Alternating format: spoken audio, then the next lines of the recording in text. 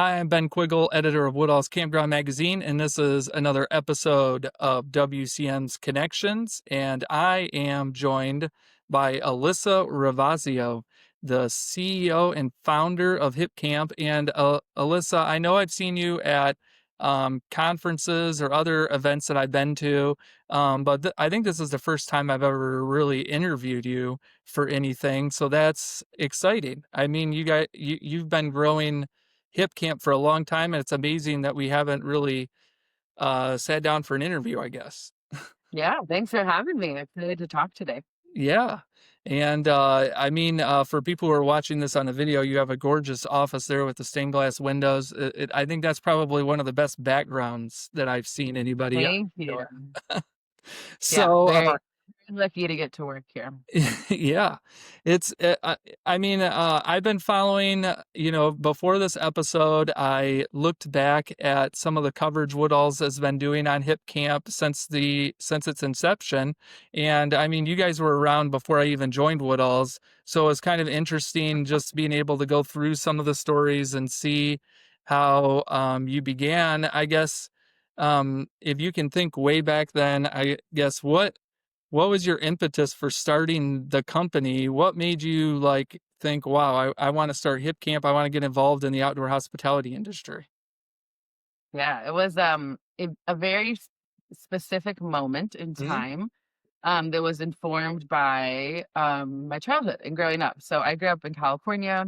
Okay. I was very lucky to have parents who prioritized getting outside. I'm one of three girls, and so I think also like hotels were probably just too much money, and so we went camping. That was Yeah. our family vacation. We did it multiple times a year, sometimes just as a family, and then sometimes with a bunch of other families, which was so fun. Yeah. And really encourage parents with kids, if that's not already an annual tradition, going on a big trip with lots of families is like foundational childhood stuff for me. So Oh, it's just a big part of growing up. And it was a place where I had, so many of my best memories, so many of the best moments, like with my sisters, so many of these moments, like realizing I was kind of like a nerd in school. But then when I was in the woods and I would get really comfortable, my dad would set up a campsite. We'd stay for 2 weeks sometimes in the same place. And so you get really comfortable with this part of the river and this part of the woods. And I just remember having these moments of like, crossing a river by myself and being like, I'm strong. Like, look at me. So, it's just a big part of who I am and growing up. And then when I started trying to book campsites for myself, it was just so hard. It yeah. was so figure out what was available.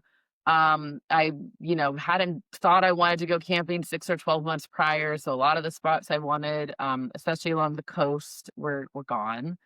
And there was one trip in particular where I was trying to show my then boyfriend, now husband, how beautiful California was, so he wouldn't move back to Australia, and trying to book a campsite for New Year's Eve.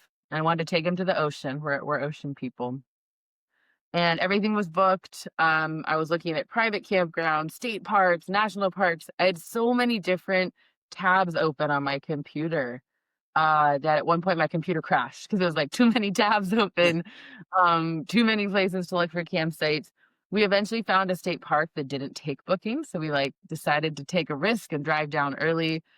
We did get the last spot, which was great. The Uh, person behind it got hosed though. It was kind of a stressful situation when you drive 4 hours to find out if you may or may not have a place to yeah. sleep. And then we walked up to the campsite, and I learned that despite hours of research and reading everything I could about this state park online, that there was a surf break there, and a beautiful wave was breaking, and my surfboard was at home. And it was just this moment of like, I tried so hard, and I still didn't learn for me what would have been kind of the thing to know about this campground. And so Mhm. it was actually driving back the next morning on New Year's Day that I just realized I created a major about the internet at UCLA.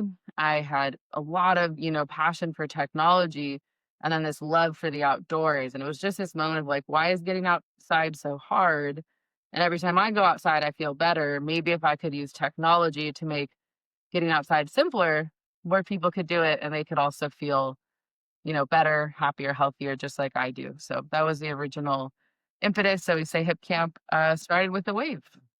Wow. Yeah. I mean, and then, you know, I think it looks like when I was looking back through Woodall's, it looked sort of like you'd kind of started with the state national parks. I guess. How did it kind of evolve? How did you end up getting all the parks you have on there now? I mean, you have thousands of parks on the Yeah. website now. How'd you get those parks on board? I guess.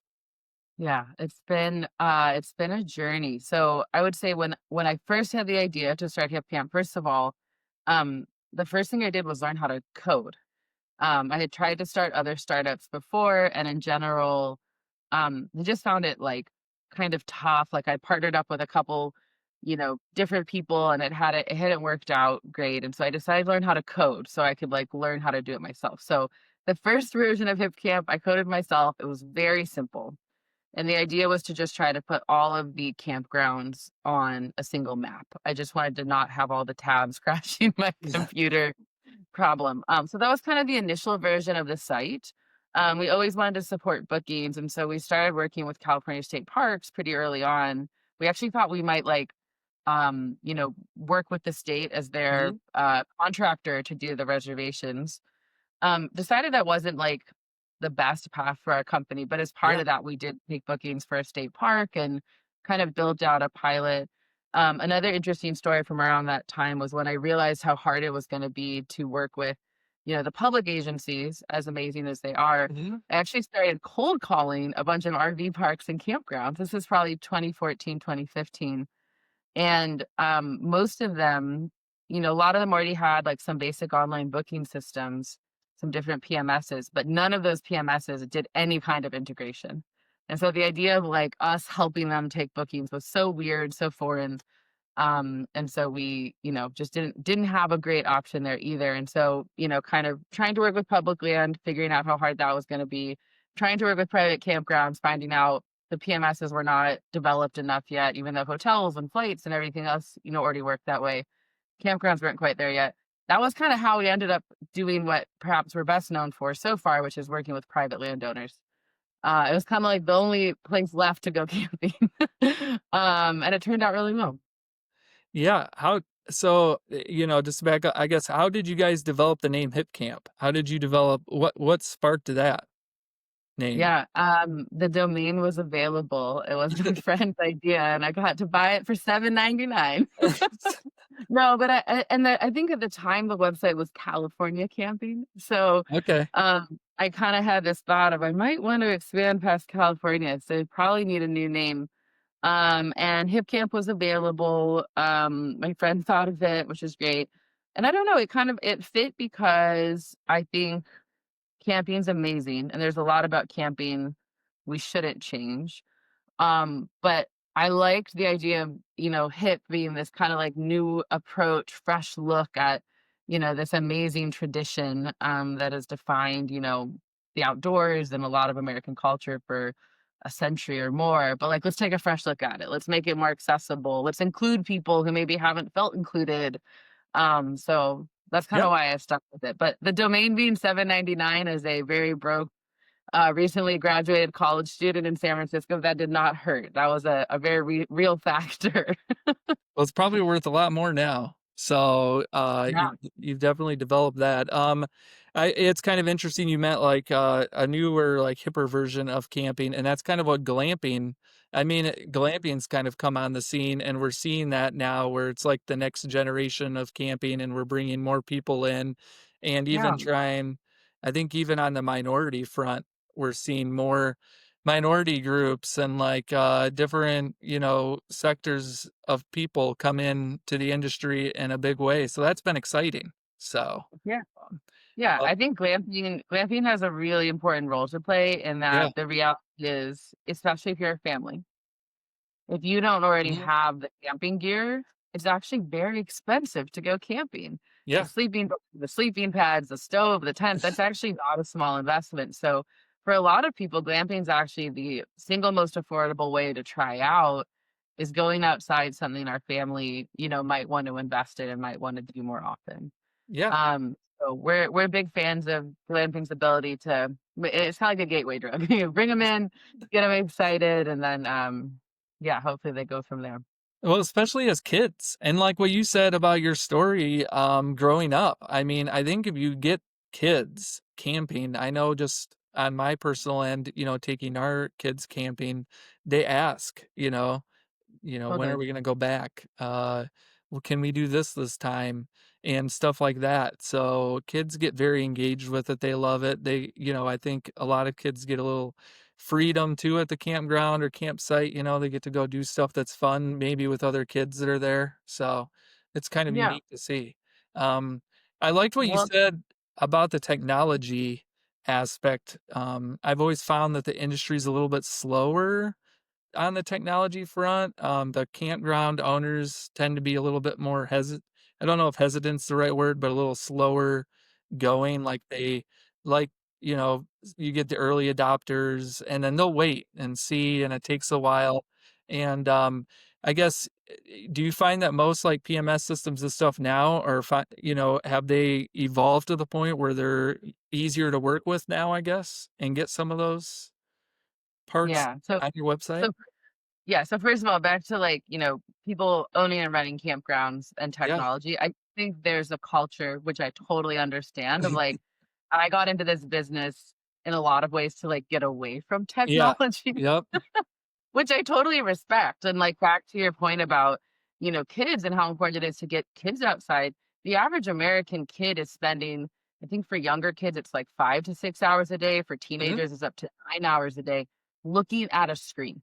Yeah. And as a parent today, as a teacher today, if you can take your kid out of that little teeny box that we all know has so many problems for our mental and physical health and have them look up at the Yep. stars and out the vista, that changes their brain. It changes their future. It changes who they're going to become. And I just cannot emphasize enough like how important that is right now, especially with everything happening in our culture today to like get the kids outside. Get the Yep. kids outside. So whenever I talk to our hosts, whether they're campground owners or farmers, I tell them, you work in healthcare. You are providing access to healthcare, and it is essential and it is important. And we really need it. So I understand the resistance to technology, like perhaps all too well. Yeah. And technology is important because it can increase access, which brings you back to the PMS question. So yes, our how the industry is working today is every single PMS, every single major PMS now except one does offer pretty full integrations to every Mhm. OTA out there, whether that's Hipcamp, Airbnb, Booking.com, or Expedia. And so that is really exciting. I think the industry has pretty quickly adopted that as, the new normal. And something that we really are encouraging because especially when maybe business is a little softer, being able to get in front of new audiences for no cost is just something I think every entrepreneur, every business owner should be doing. Yeah. I guess when we look at, like, the hotel industry, people are like, "Well, why isn't there a booking dot" there's only, like, a couple large, internet sites I go to book hotels. I guess, do you ever see that happening in this space, or is the space just too diverse for that, I guess? Yeah, I think it's an interesting question and we'll see. I mean, I think there will probably be different brands that appeal to different types of Mhm. campers, but certainly what Hipcamp is building is something that appeals, especially to people who are, tent camping, RV camping, or are looking for more of a glamping experience, but really want to be outside and really want to prioritize, hiking, fishing, outdoor experiences like that. That's really kind of the camper we're focused on. And so that does span everything again for us from a farmer who has a blueberry farm and wants to offer a few tent sites, all the way to, RV parks, campgrounds. It's been about 2 years now since we started working with more commercial Mhm. RV parks and campgrounds because these PMS systems now do offer integrations, which is super exciting. Yeah. And so with that ability, we've been able to drive tens of millions of dollars in bookings to these places just in the last year or two. That part of our business is nearly doubling year over year. And probably my favorite data point there, and we've done these studies kind of comparing to these different campground and RV parks previous customer database. 98% of the campers we send these places have never been there before. So Wow. it really is a way when you list on Hipcamp to not just get more bookings, but introduce your RV park, introduce your brand, to a whole new community that is younger, that is more diverse, that is really looking for more places to get outside and is often kind of seeking an experience that you might offer. Yeah. And so I do think that's going to change. Like, I think there's a big opportunity to grow the pie and get more people outside in the future. Yeah, definitely. I guess I know some of the criticisms, I imagine you hear this because you go to different shows like I do. Some of the criticisms of a hit camp is working with the private landowners, I guess. And you're not the only company that does it. There's other Mhm. companies that are somewhat work with private and they get heat too from park owners. I guess what's your opinion on how private landowners and campgrounds and all of that kind of contribute to this outdoor hospitality industry, I guess, and can work together and benefit together, I guess. Totally. I think like the really important thing to keep in mind is that this is um I sometimes get frustrated when people look at this as a zero sum game. Yeah. Because the reality is that if finding a campsite is fun and simple, people will camp more often. Hmm? And when you have over half of new campers saying they're going to start camping less because it was too hard to find a campsite, that's not good for anybody. That's hard for everybody. Yeah. And so when I look at these farms, when I look at these ranches, when I look at these wineries, in general, these are pretty, they're lower amenities. They don't have like a lot of the, higher end amenities that some of the big RV parks offer, but they're filling a really important role in the ecosystem, Hmm. which is often a certain location that otherwise people can't camp at, or creating extra availability on big holiday weekends that otherwise are going to be full. And I think that's really good for everybody because, again, the data is really clear. People are having a hard time finding places to camp. And so, if we can make that more accessible, people not only will more people camp, but people who do camp today will camp more often.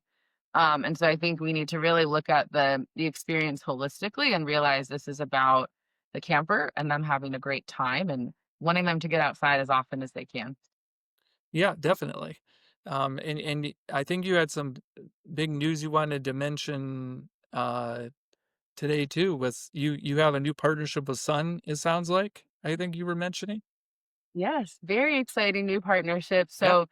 So, just announced that we're very excited to be partnering with Sun Outdoors to bring on all it's over 100 of their resorts, including a lot of the Jellystone parks and just like incredible destination type parks. We're super excited about this. Again, like it's been a very interesting couple years working with different PMS systems and learning how this works. And I mean, Sun's a huge company and a huge part of our industry. And so for them to be taking this leap, I think hopefully is a signal to, everybody that these integrations do work.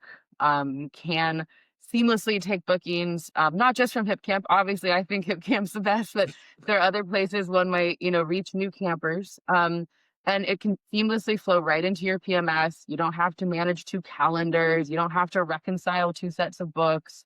It's just basically a great way to market your property and again meet new campers and introduce your brand to new campers. So we're so excited to be partnering with Sun. We're going to be doing a lot of cool PR and social media around the launch. So Yeah. welcome Sun to Hip Camp. We're very excited. Yeah, that is awesome.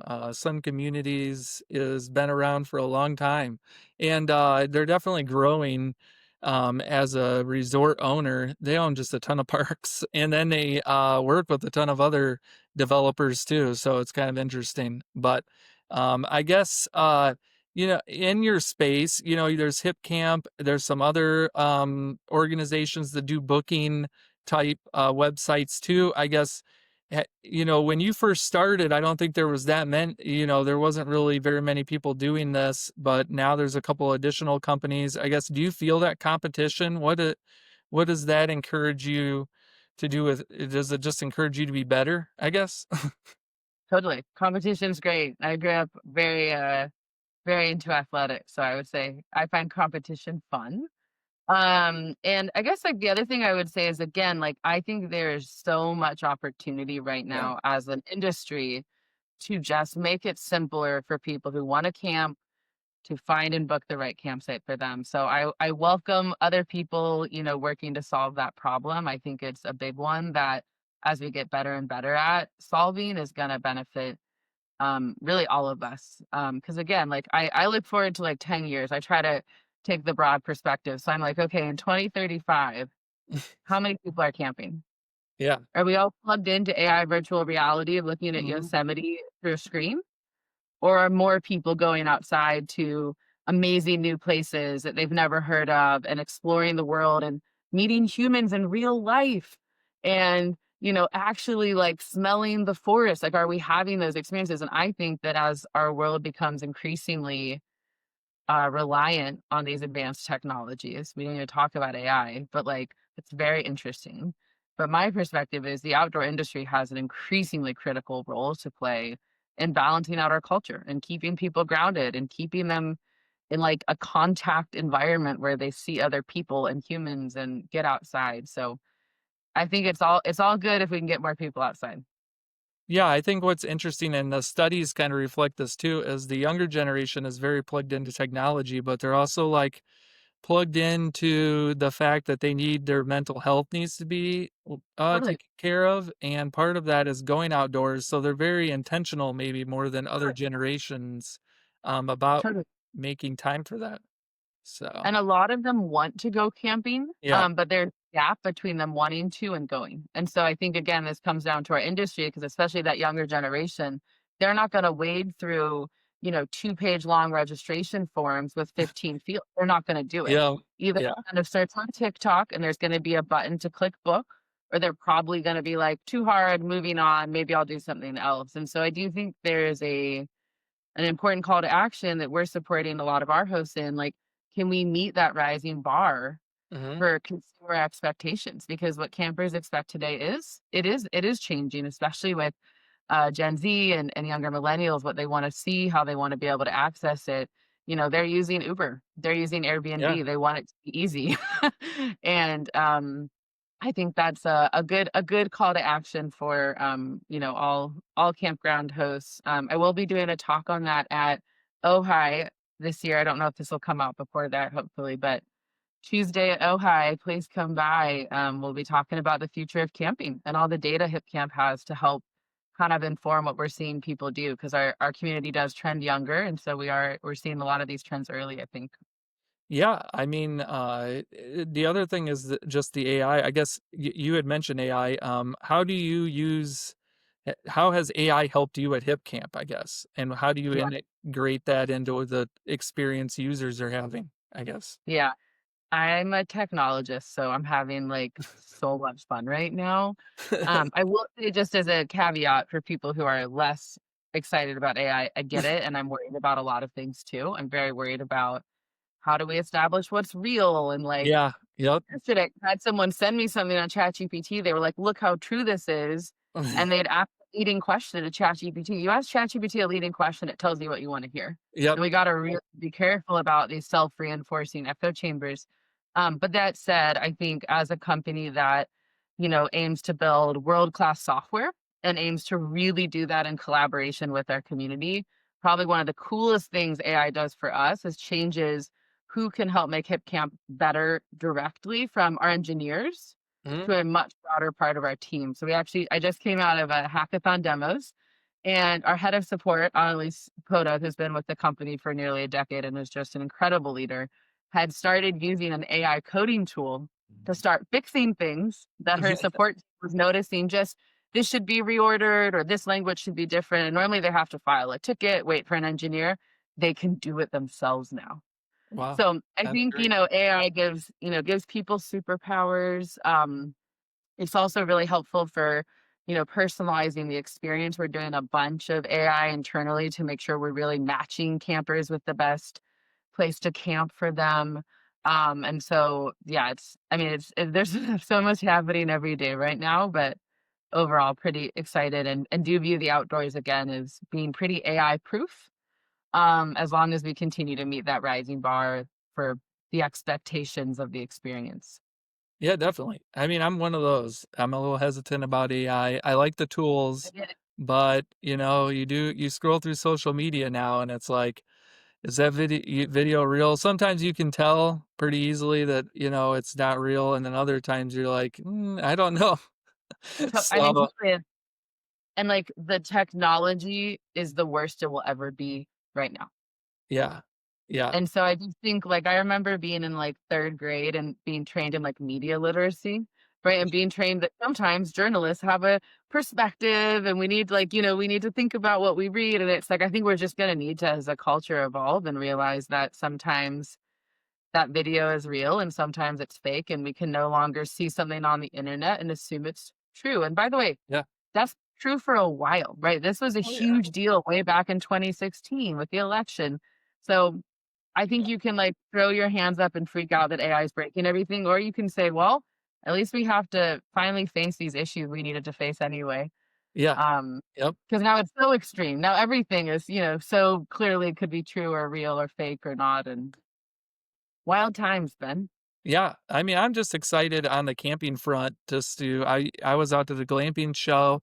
I'm excited just to see how glamping continues to develop and impact just regular campgrounds and how the industry continues to develop and stay ahead of trends and keep attracting younger generations. And to be honest, I think the industry has a really good opportunity to really grow here in the next 10 to 20 years if they can get this younger generations involved, because I think the younger generations really want those experiences. So it I should think be that's cool. totally right. I Yeah. think you're looking at the first campers now, like people booking campsites, who grew up with social media from day Yeah. one. And so it's not something that popped into their life in the middle of high school or middle school and changed everything. It's something they've watched their older siblings or their parents like struggle with, and they have a whole different worldview, and they know it's not good for them. And Yeah. they know they should unplug and they know they should be offline. But the question is, can the industry really rise to meet them in a high enough quality experience Yep. that this becomes a habit? Because when you look at campers, you probably know this, but people either kind of camp or they don't, right? I think it's Yeah. like 85% of trips are booked by people who will camp at least 4 or 5 times this year. And so Yeah. we always look at it like, can we get people into that frequent camper kind of habit? And I think we can, and I think it's a big opportunity. Oh yeah. Yep. And it's interesting too. People love to camp in different ways. So they do this, and then they want to try this, and then and yeah. As long as we can keep them engaged, it should be really great for the industry. So, Totally, well, totally. thank you, Alyssa, for coming on the show. Uh, I look forward to seeing you at Ojai. So Yeah. should be See you fun soon. experience. And Yeah. thank you for just exploring a little bit more about what Hipcam does. And I hope you have a great Halloween. It's Halloween. It is Halloween. I know, I'm excited to go trick or treating with my son later. Well, thanks for having me, Ben. This was fun. All right. Um, Thanks everyone for watching, and we'll be back again next time.